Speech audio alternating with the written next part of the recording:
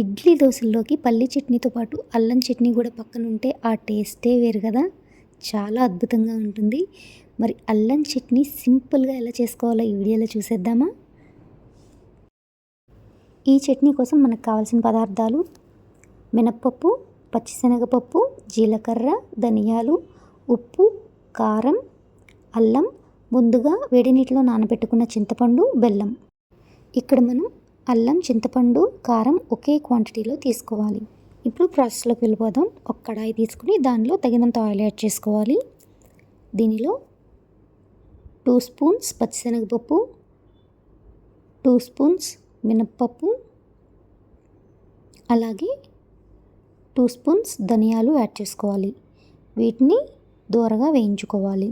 Brown colour వచ్చే వరకు ఇలా వేయించుకున్న తర్వాత ముందుగా కడిగి సన్నగా కట్ చేసుకున్న అల్లం ముక్కలు యాడ్ చేసుకోవాలి.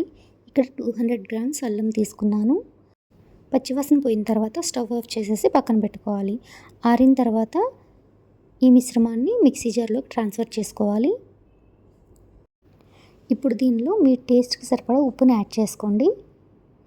అలాగే అల్లం ఎంతైతే తీసుకున్నామో అదే క్వాంటిటీలో కారం కూడా తీసుకోవాలి.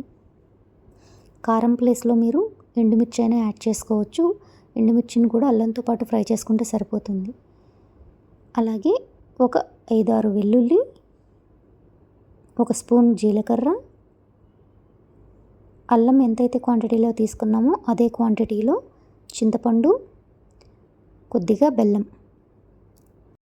వీటన్నిటిని మిక్సీ జార్లో గ్రైండ్ చేసుకుంటే మనకి అల్లం చట్నీ అనేది రెడీ అయిపోతుంది. చూసారుగా, అల్లం చట్నీ అయితే రెడీ అయిపోయింది.